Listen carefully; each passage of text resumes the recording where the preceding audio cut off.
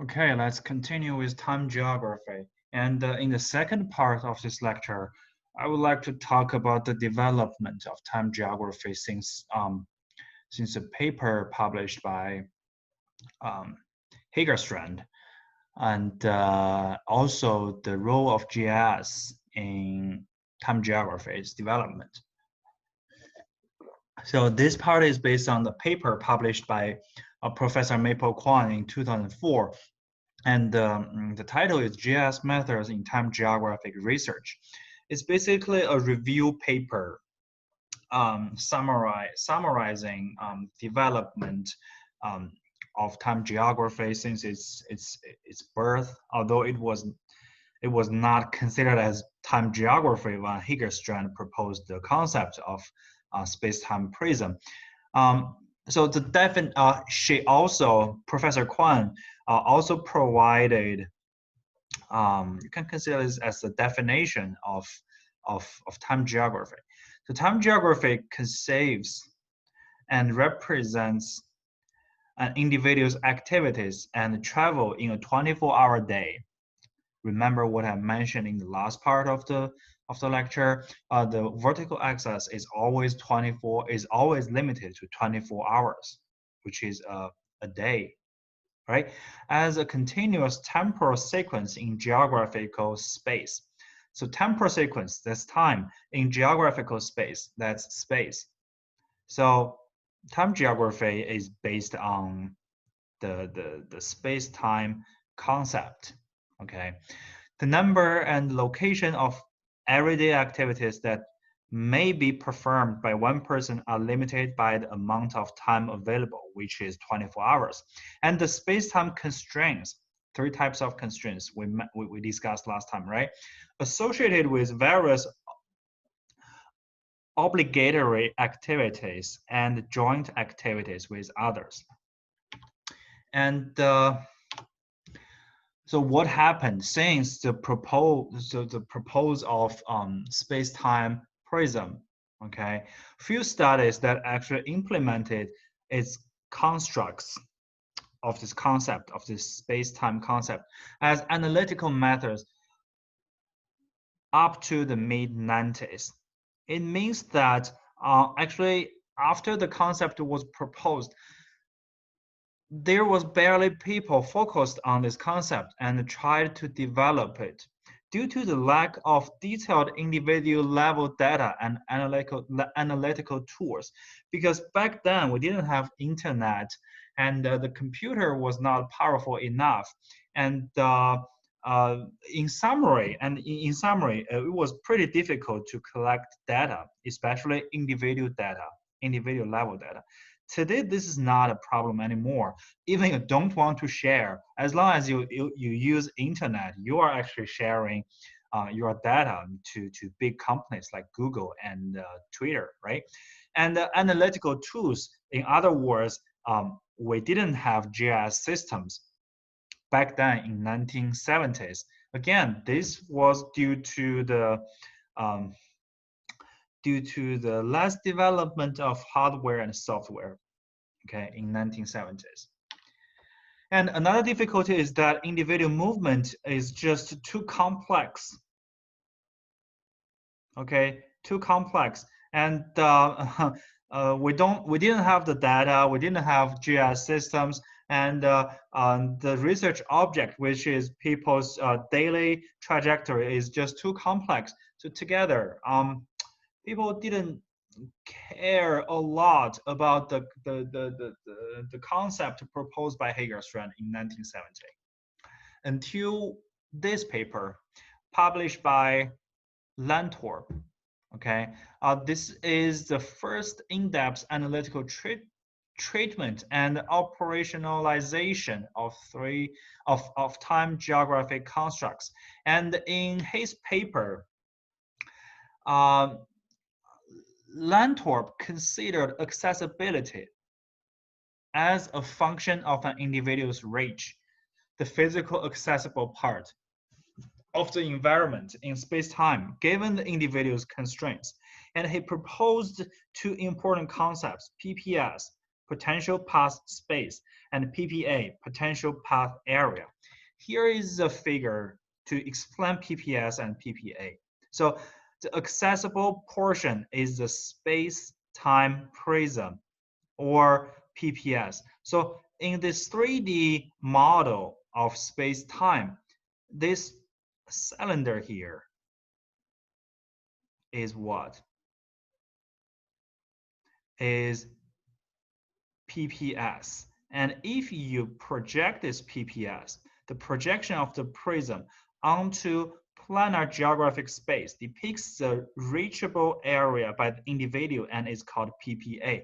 If you project it here, this shaded area is called PPA. It's called PPA. I think there is something wrong with the notation here, right? The potential path space should be here, this 3D cylinder. And if you project it to the ground, to the geographic space, the shaded area should be PPA. And the volume of the space-time prism, PPS, and the area delimited by its projection onto a planar surface, which is PPA, are used as accessibility measures. So not only this prism, but also its projection on the surface, on the two-dimensional surface, they together defined accessibility based on Lantorp's proposed, based on his theory. And this is a pretty good say development of the original concept of space-time prism proposed by Hagerstrand in 1970. But it was remarkable, right? Lantorp's study, I quote Professor Quang's idea, the sentence, was remarkable in the light of the limited digital geographic data and computational resources at that time. Okay, and although with this model, although the model was proposed by Lantorp, it was pretty hard to implement. That was why it was remarkable. It was this model was created by Lantorp and was implemented by him, because back then this model was computationally demanding. It was pretty simple. It is pretty simple according to us today, but it was difficult back then in 1970s because of software and hardware back then. They were pretty compared to today. They were powerless.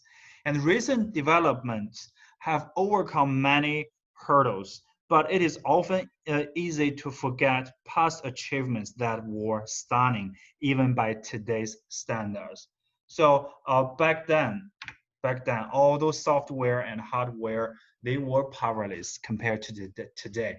But I mean, the constructing of this model is remarkable. And later we'll say that although the form has changed, the appearance has changed due to today's advanced technology, the core of space-time geovisualization stays the same. You will find out that the model proposed by Hagerstrand and the model used here by Lantorp, they are still useful. They are still the core concept, the fundamental of today's geovisualization of time and space. And what happened between Hagerstrand and Lantorp? Here are some summary, I should not say summary, review papers about what happened back then. And from this point onward, from Lantorp's paper of 1976, GIS-based time geographic research seems to have evolved into an active phase of development, especially in the areas of geocomputation and 3D geovisualization. Okay, so here we have a new concept. It's called geocomputation. I will explain later. But this development of geocomputation and 3D geovisualization happened in the context that GIS systems were slowly created, and the development of software and hardware accelerated, let's say that, in 1980s and 1990s. Okay, that's the reason why geocomputation and 3D geovisualization began to develop. Okay, so GIS systems, the improvements in GIS and the increasing availability of georeferenced individual level data greatly aided the operationalization of time geographic constructs. Okay, and GIS also allows the incorporation of large amounts of geographic data that are essential for any meaningful analysis of human activity patterns. And geocomputation, what's the difference between geocomputation and geovisualization? So geocomputation is a broader concept. It's an array of activities involving the use of new computational tools and methods to depict geographical variations of phenomena across scale. So geocomputation focuses or emphasizes on the development and applications of algorithm for computing space-time accessibility measures. On the other hand, geovisualization focuses on the visualizing part of geographic data. So you can consider a part of geovisualization is geocomputation, and part of geovisualization is visualization. But in general, geocomputation is a broader concept. And usually you need to finish geocomputation to carry out visualization. Okay, so this is a relationship between them. And GIS was not a thing. No need to say that GPS was not a thing either. So when GPS was created, when georeferenced activity travel data can be collected by GPS, okay, it's a good news. It's pretty good news for GIS, for GIS researchers, for students, because now we can conveniently locate geographic entities such as people, buildings, and roads easily and accurately, which means that recording and addressing people's trajectories became easier. Okay, but although improvement in computing power in the near future will reduce this problem, more research is still needed to develop more efficient algorithms and data manipulation methods for handling large GIS data sets. What are these difficulties mentioned here? In the analysis of GIS, this GIS, due to the computational intensity, it means that even for today, when we can conveniently collect and accurately collect location data through GPS and other big data sources such as Twitter and Facebook, it's still a problem. Computational power is still a problem. Our computers today, they are powerful enough. They are powerful, but we still want more because we're in an era of big data. As we conveniently collect more and more data, there is always a demand for more powerful computational methods. Okay, and here is an example of today's 3D geovisualization of time. Here we can see the base map here is a 3D geovisualization of a city, and we have a lot of black trajectories. trajectories. They are, we can say, samples daily trajectories, or just they're representing people's daily trajectory. Although, like I said, the appearance has changed. So compared to the model proposed by Hagerstrand in 1970, this is a 3D georealization. We have more details, and the data here is more accurate. But we can see the core, the core of this geovisualization is still the space-time prism. So people should live within this 24 hours, right? And they have to stay at home during the night, go to work, and stay there. And these constraints, the three types of constraints we mentioned, we discussed before, they're still there. So back then, in 1970s, even without the help of fancy technology today, Hagerstrand proposed that model that is still working today. Still working today. And today, when we're talking about time geography, we also want to address the human extensibility and cyber spatial activities. Okay, because today we have something called cyberspace, because it's a space. The space-time concept should be extended to cyberspace.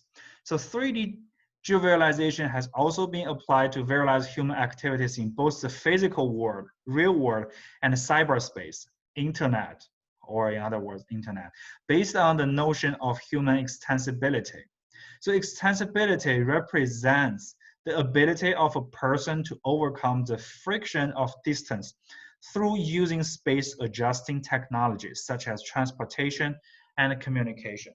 So you can say internet as a virtual space connecting all this planet, most locations around this planet. You can consider internet as a new method of transportation, right? Because using internet, you can get to another location on this earth, of course, virtually, in less than a second, right? So the extensibility diagram is a tool, portrays a person's daily activities and interactions with others as multiple and branching space-time paths in 3 dimensions, where simultaneity and temporal disjuncture of different activities is reviewed. Here is an example. Here is an example.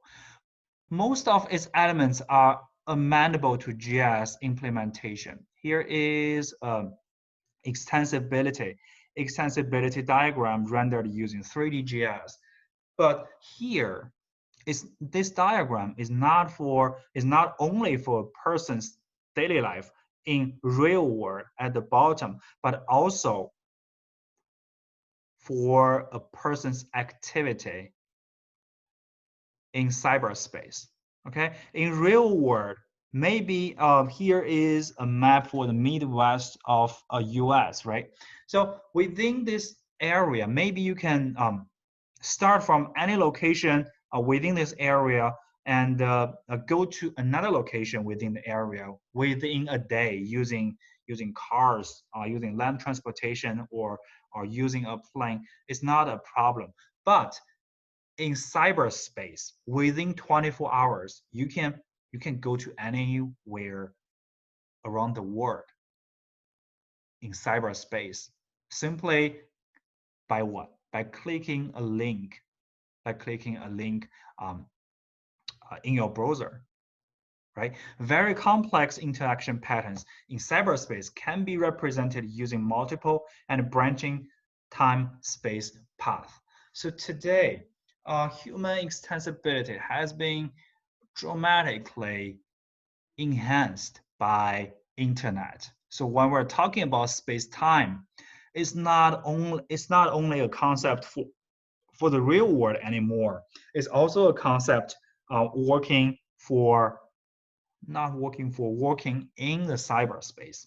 You should be careful with that, okay?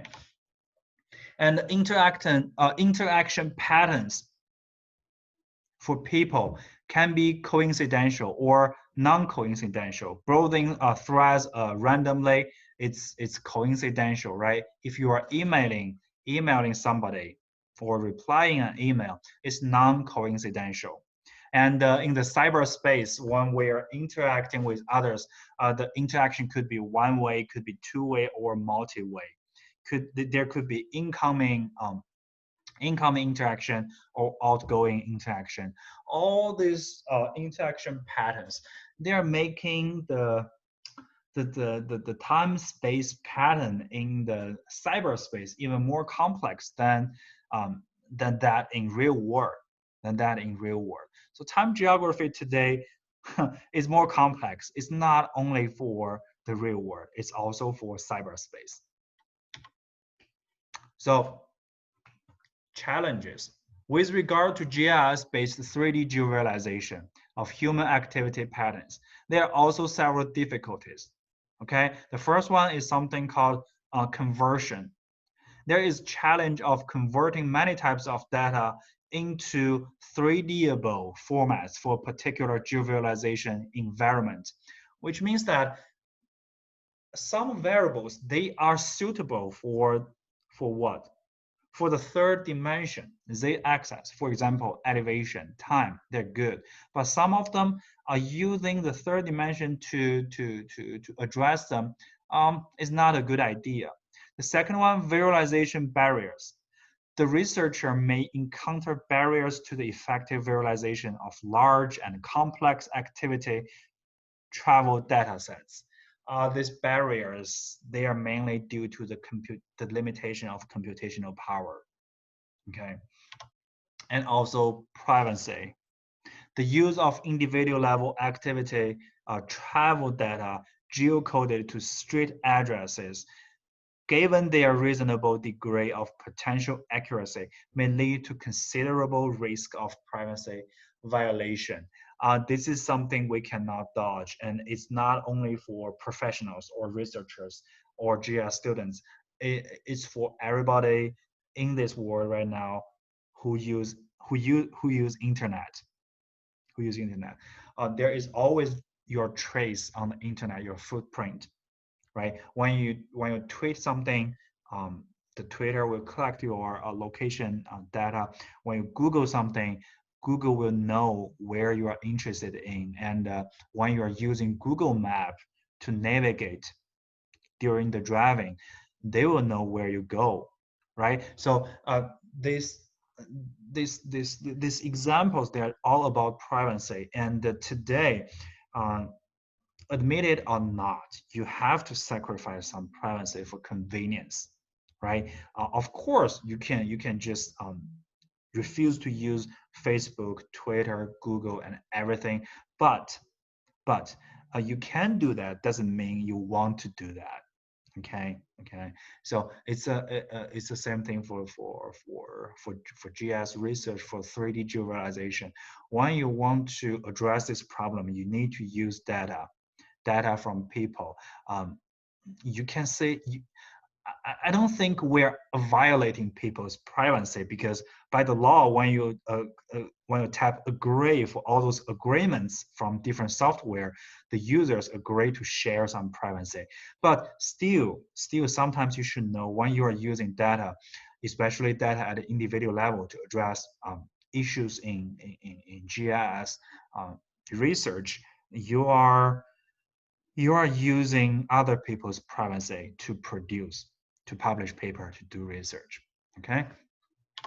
Okay, I will just stop here. On the next part, I'm going to discuss a new type of GIS. It's called space-time GIS. It was proposed by Professor Goodchild in 2013, and he discussed why we need this new type of GIS, and if it is possible today, if it is possible to implement today.